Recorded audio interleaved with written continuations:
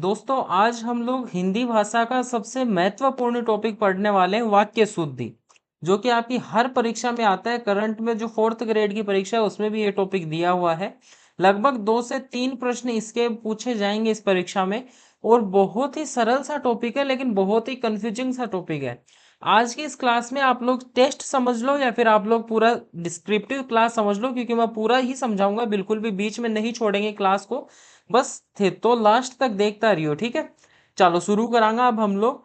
और देखो सबसे पहला जो है मैं समझाता हूँ कि वाक्य होता क्या है। आप सभी को पता है कि शब्द जो है वो मिलके एक सार्थक जब कुछ बनाते हैं तो वो होता है वाक्य। जब शब्दों के मेल से बनता है, ठीक है, वाक्य। अब वाक्य का एक पैटर्न होता है निश्चित, ठीक है, जिसमें ना छोटी सी अशुद्धि करके आपको ऑप्शन में देगा प्रश्न। ज्यादातर संभावना क्या होती है कि आपको प्रश्न दे देगा कि निम्नलिखित में से अशुद्ध छांटिए।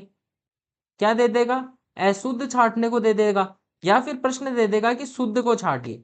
तो इन सभी बातों का विशेष रूप से ध्यान रखते हुए हम लोग आज की क्लास को स्टार्ट करते हैं। और सबसे पहला ही प्रश्न देखिएगा, मैं प्रातः काल के समय उठता हूं। ठीक है, ये प्रश्न है और इसमें हमें अशुद्ध छांटनी है। ये अशुद्ध वाक्य है, इसको शुद्ध करना है। तो बताइए आप लोग कि ये अशुद्ध है कहां से? अशुद्ध कहां से है ये देखिए। एक चीज मैं आपको समझाता हूँ, एक एग्जाम्पल दूंगा जिससे आप लोग बहुत सारे प्रश्न जो है सही कर दोगे। देखो मैं एक एग्जाम्पल जैसे देता हूं कि राम सबसे सुंदरतम है।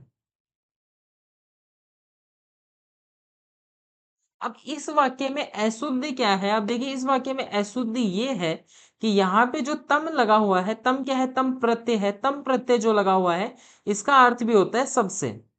ठीक है, तो अगर इस तम को हटा के मैं सबसे लिखूं तो ये वाक्य कैसे बनेगा? राम सबसे सबसे सुंदर है। अब हिंदी भाषा में ऐसा थोड़ी ना होता है कि सबसे सबसे सबसे सुंदर है। ऐसा नहीं होता ना। तो सबसे क्या है, 2 बार काम में आया है, तो इसी कारण से ये वाक्य जो है अशुद्ध हो जाता है, ये वाक्य गलत हो जाता है। अब जब आप इसे सही बनाओगे तो आप या तो इस सबसे को हटा दो या फिर आप लोग इस तम को हटा दो, आपका वाक्य शुद्ध बन जाएगा।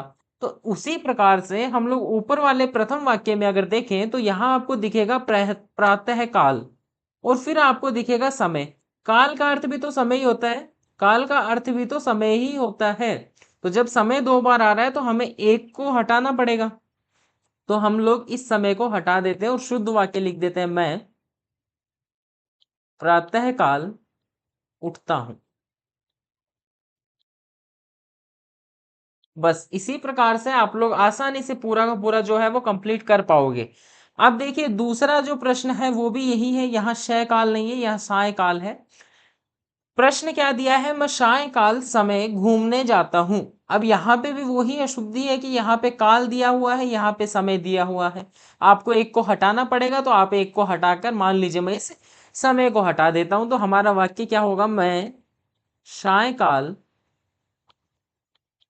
घूमने जाता हूं। ये हमारा उचित वाक्य हो गया, एकदम से जो करेक्ट वाक्य है वो हो गया। अगला आप लोग मुझे करके बताइएगा कमेंट सेक्शन में, सेम ही है, ठीक है। अब देखिए चौथा ना थोड़ा अलग सा है, चौथा बहुत अलग सा है, देखिएगा। जज ने उसे मृत्यु दंड की सजा दे दी। जज जो था उसने क्या किया? मृत्यु दंड की सजा सुना दी। बहुत बार हम लोग ऐसा ही काम में लेते हैं, लेकिन ये क्या है? ये गलत है, ठीक है। ये गलत है, बिल्कुल गलत है। कैसे गलत है? देखो दंड का अर्थ क्या होता है? दंड का अर्थ क्या होता है? दंड का अर्थ होता है सजा। यहां सजा दोबारा क्यों आया है भाई? दोबारा नहीं आना चाहिए ना। तो एक हम लोग हटा देंगे, यहां हमारा जो करेक्ट हो जाएगा वो हो जाएगा जज ने उसे, या तो आप लिखेंगे मृत्यु की सजा दे दी या फिर आप लोग लिखोगे मृत्यु दंड दे दिया। ठीक है, तो ये 4 हमारे कंप्लीट होते हैं। आगे चलते हैं। अब देखो आगे क्या है, इसके बाद फिर क्या हुआ? आगे क्या है, इसके बाद फिर क्या हुआ? अब यहाँ पे इसके बाद क्या हुआ, या फिर हम लोग बोल सकते हैं फिर क्या हुआ, क्योंकि ये दोनों जो है दोनों साथ में काम नहीं आएंगे, ठीक है। हमें एक को ही लिखना होगा, तो हम लोग एक ही को लिखेंगे। एक सेकेंड पीछे चलते हैं जरा।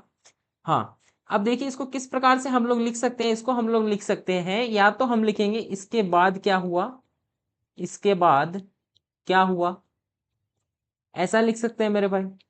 या फिर हम लोग लिख सकते हैं कि फिर क्या हुआ।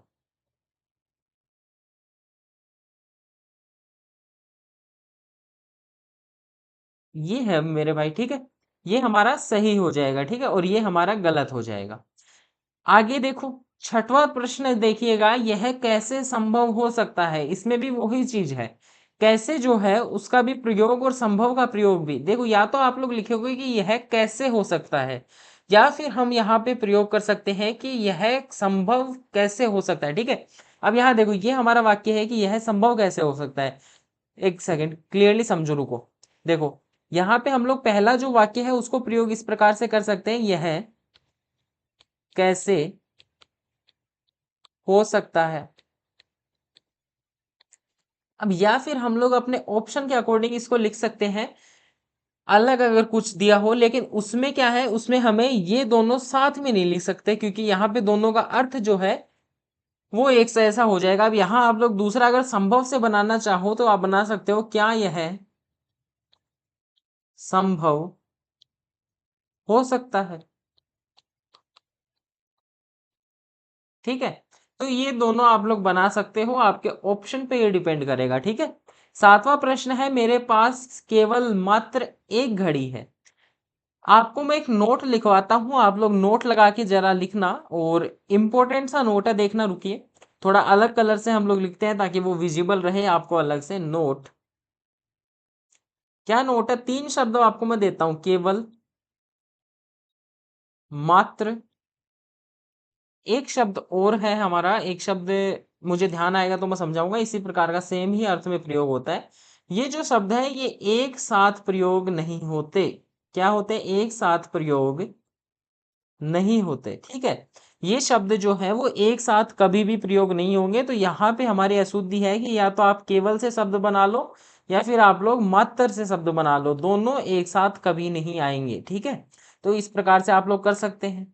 आठवां देखिए, अरावली पर्वत हरा भरा हो गया। अब भाई मुझे बताओ, अरावली क्या है। मैं जैसे ही शब्द बोलूंगा अरावली, आपके मन में क्या आएगा, जो राजस्थान से गुजरती है, 550 किलोमीटर की राजस्थान में लंबाई है, ठीक है। उसी को तो आप अरावली मानोगे। अब अरावली कोई नदी तो है ही नहीं ना। अब आपको सीधा सीधा पता है कि अरावली भी एक प्रकार से पर्वत ही है। तो यहाँ दोबारा पर्वत किस काम का, दोबारा पर्वत किस काम का। या तो आप लोग सिर्फ लिखो कि पर्वत हरा भरा हो गया, या फिर आप लोग लिखो अरावली हरी भरी हो गई, ठीक है। तो यही जो दोष है ये बहुत बार परीक्षा में आता है, और बहुत सारे बच्चे जो है वो गलत करके आते हैं। अब मैं आपको एक चीज और कॉन्सेप्ट समझाता हूं नया, आगे वाले प्रश्न करने से पहले एक कॉन्सेप्ट समझाता हूं मैं। कर्म का कॉन्सेप्ट है, ठीक है, कर्म का। कर्म का कॉन्सेप्ट किस प्रकार से है, वाक्य में दो कर्म होते हैं, एक तो प्राणीवाचक, प्राणीवाचक, और एक कर्म होता है अप्राणीवाचक, एक होता है अप्राणीवाचक। अब देखिए, जो प्राणीवाचक कर्म है वो कैसे होता है, देखिए मैं एक एग्जाम्पल आपको देके दिखाता हूं। एग्जाम्पल लिखिएगा, मैं लिखता हूं, राम ने रावण को मारा, ठीक है। अब एक मैं लिखता हूं, वह खेलने को गया। यहां मैं एक ओब्लिक लगा के लिखता हूं, राम ने रावण मारा। और एक मैं आपको प्रश्न इसका ओब्लिक लिख देता हूं, वह खेलने गया, ठीक है। अब देखिए, कर्म जो है, कर्म दो प्रकार का है, एक तो प्राणीवाचक और एक अप्राणीवाचक। अब आगे बढ़ने से पहले आप मुझे कमेंट सेक्शन में बताओ कि ये जो दोनों सेंटेंस आपको दिख रहे हैं, जो पहला और दूसरा, इन दोनों में से कौन सा सही है, ठीक है। ये तीसरा है और ये चौथा है, इन दोनों में से कौन से वाले सही है। देखिए, राम ने रावण को मारा, ये वाला करेक्ट हो जाएगा हमारा, और वह खेलने गया, ये वाला करेक्ट हो जाएगा। लेकिन आप बोलोगे कि सर, जो कर्म कारक होता है उसके साथ में तो को विभक्ति का प्रयोग हम लोग कर सकते हैं, तो ये वाला गलत क्यों हुआ, ठीक है, ये वाला गलत क्यों हुआ। और दूसरा, विभक्ति का लोप तो बहुत सारी जगह पे होता है, तो इस ये वाला गलत क्यों हुआ, ये भी सही होना चाहिए था तीसरा। लेकिन देखिए, प्राणीवाचक जो होते हैं, प्राणीवाचक होते हैं जो मतलब जिंदा है एक तरीके से, ठीक है। रावण जिंदा था ना, प्राणी था ना एक तरीके से, तो रावण हो गया। लेकिन खेलना, खेलना एक अप्राणीवाचक कर्म है, ठीक है। खेलने गया, एक तो ये तो वैसे क्रिया हो गई ना, इसको तो रुकिए, आप लोग थोड़ा करेक्शन करते हैं हम लोग, एक सेकेंड। करेक्शन करते हैं, ये वाला सेंटेंस हम लोग काम में नहीं लेते, कोई दूसरा सेंटेंस हम लोग उठाते हैं। दूसरा देखिए, उसने खाना खाया, और यहां हम लोग लिख देते हैं उसने, यहां हम लोग लिखते हैं उसने खाना खाया, उसने खाना खाया। अब बताओ कौन सा सही होगा? कौन सा सही होगा? हमारा चौथा सही होगा, ठीक है। अब देखिए, जो प्राणीवाचक है उनके साथ में तो हम लोग को का प्रयोग कर सकते हैं, लेकिन जो अप्राणीवाचक है उनके साथ में को का प्रयोग कदापि नहीं होगा। तो एक अशुद्धि ये पूछता है, और ये बहुत इंपॉर्टेंट अशुद्धि है, इसीलिए मैंने इसको ब्लैंक स्लाइड पे समझाया है, ठीक है। अब अपने प्रश्नों की तरफ हम लोग वापस लौटते हैं। हम लोग अपना 9वां प्रश्न देखते हैं। नौजवान युवक युवतियों को आगे जाना चाहिए। नौजवान जो युवक युवतियां हैं उनको आगे जाना चाहिए भाई, ठीक है। प्रश्न तो बहुत सा बढ़िया है। अब देखिए, यहाँ पे अशुद्धि कहाँ पे है? युवक युवतियां शब्द के साथ में नौजवान प्रयोग हुआ है। क्या बूढ़े व्यक्ति को आप लोग युवक युवतियां बोलोगे क्या? बूढ़ा व्यक्ति होगा तो उसको युवक या युवती बोलोगे क्या? नहीं बोलोगे ना। तो यहाँ कैसे बोल सकते हैं? नहीं बोल सकते, ठीक है। तो यहाँ पे या तो बनेगा कि युवक युवतियों को आगे जाना चाहिए, या तो क्या बनेगा? युवक युवतियों को आगे जाना चाहिए, या फिर आप लोग युवक युवतियों की जगह लिख सकते हो नौजवानों को आगे जाना चाहिए, ठीक है। तो दोनों में से एक ही होगा, दोनों काम में नहीं लिए जाएंगे, ठीक है। अब 10वां देखिए, राम बहुत सज्जन पुरुष है। राम बहुत सज्जन पुरुष है। अब देखिए, सज्जन जो है इसका संधि विच्छेद क्या होता है? सत जन, सत प्लस जन। अरे तो भाई, जन का अर्थ भी तो पुरुष ही होता है। राम बहुत सज्जन पुरुष है, तो जन का अर्थ भी तो पुरुष ही होता है, तो यहाँ दोबारा जन क्यों आया है? तो इसको हम लोग हटा देंगे, ठीक है। या फिर हम लोग अगर इस जन को हटाना चाहे तो हम लोग लिख सकते हैं कि राम बहुत सत्पुरुष है, सत्पुरुष है, ठीक है। ऐसे लिख सकते हैं, लेकिन आपको ज्यादातर ऑप्शन में यही दिखेगा, राम बहुत सज्जन है, ठीक है। तो ये याद रखना कि पुरुष यहाँ पे नहीं आएगा, ठीक है। आगे 11वां देखिए, कृपया यहाँ बैठने की अनुमति, बैठने की कृपा करें, सॉरी, है ना, ऐसा है। कृपया यहाँ बैठने की कृपा करें। तो यहाँ देखिए, कृपया शब्द और कृपा दो दो बार भीख सी मांगने लग गए यहाँ पे तो, लेकिन ऐसा नहीं होता। दो बार आप लोग कृपा शब्द की जो प्रयोग है वो नहीं कर सकते। आप यहाँ पे लिखेंगे कि कृपा, कृपया यहाँ पे बैठे, या फिर यहाँ बैठने की कृपा करें। दोनों में से आप लोग कोई भी एक काम में लेंगे। यहाँ लिख देता हूं, कोई भी एक आएगा। अगला देखिए, जल्दी वापस लौटकर आना। जल्दी वापस लौटकर, वापस आना और लौटकर आना कभी भी एक साथ प्रयोग नहीं होंगे, दोनों एक ही तो बात हो गई। या तो आप लोग लिखेंगे जल्दी वापस आना, या तो आप लिखेंगे जल्दी वापस आना, या फिर आप लोग क्या लिख सकते हैं? या फिर आप लोग लिख सकते हैं जल्दी लौटकर आना, जल्दी लौटकर आना। एक ही चीज आप लोग लिखेंगे, दोनों आप लोग नहीं लिख सकते, ठीक है। अगला देखिए, अगला तो भाई ये लड़कियों वाला सा प्रश्न है। देखिए, ये प्रश्न इंपॉर्टेंट है, जो भी लड़के हैं वो इसका आंसर करेंगे फटाफट से। देखो, ठंडी बर्फ लाओ, ठंडी बर्फ लाओ में आपको कहीं अशुद्धि नहीं मिलेगी बिल्कुल भी, है ना। आपको एकदम से सही लगेगा, पूरा का पूरा जो है वो एकदम सही लगेगा, लेकिन अशुद्धि है। कैसे है? देखो, बर्फ जो है वो, जैसे ही मैंने काम में लिया बर्फ, तो आप लोग क्या लेके आओगे? आप लोग कहाँ जाओगे? बर्फ को लाने के लिए आप लोग कहाँ जाओगे? फ्रिज में, ठीक है। बर्फ को लाने के लिए आप कहाँ जाओगे? फ्रिज में। फ्रिज में जाओगे तो इसका मतलब तो यही है ना कि बर्फ जो है वो पहले से ही ठंडी है। मुझे भी पता है, आपको भी पता है, ठीक है। बर्फ जो है वो ठंडी ही तो है, गर्म थोड़ी ना है, बर्फ ठंडी है। तो इसीलिए यहाँ ठंडी शब्द का प्रयोग अनावश्यक रूप से हुआ है, तो इसका अर्थ होगा, या फिर हम लोग लिख सकते हैं बर्फ लाओ। यही हम लोग केवल लिखेंगे, बाकी ठंडी शब्द का प्रयोग नहीं होगा। आगे देखिए, 14वां प्रश्न है कि इन बातों को फिर से दोहराने से क्या लाभ? फिर से दोहराने से, फिर से का अर्थ भी तो दोहराने के अर्थ में ही करते हैं हम लोग प्रयोग, ठीक है। फिर से का जो प्रयोग है वो भी तो हम दोहराने के अर्थ में ही करते हैं, तो इन दोनों में से भी एक ही आएगा, एक ही आएगा, ठीक है मेरे भाई। समझ में आया आपको? अगर समझ में आ रहा है तो सब्सक्राइब करके जाना बिल्कुल, ठीक है। अब देखिए, अजय को खाना दो, मैं किसी को जाके बोल रहा हूं कि अजय को खाना दो, सॉरी, यहाँ पे आएगा अजय को। यहाँ मेरा जो अशुद्ध वाक्य है वो क्या दिया है? अजय का खाना दो, ठीक है। मैं जैसे समझिए यहाँ पे मैं आपके पास आता हूँ, यहाँ पे आप मान लीजिए अक्स जो है व्यूअर है, मैं यहाँ पे आता हूँ एस मतलब सर यहाँ पे आपके पास में आता हूँ, ठीक है। इस तरीके से एरो लगाते हैं, मैं आपके पास में गया। अब अजय नाम का एक लड़का है, बेचारा रोड पे बैठा है भूखा एकदम, ठीक है।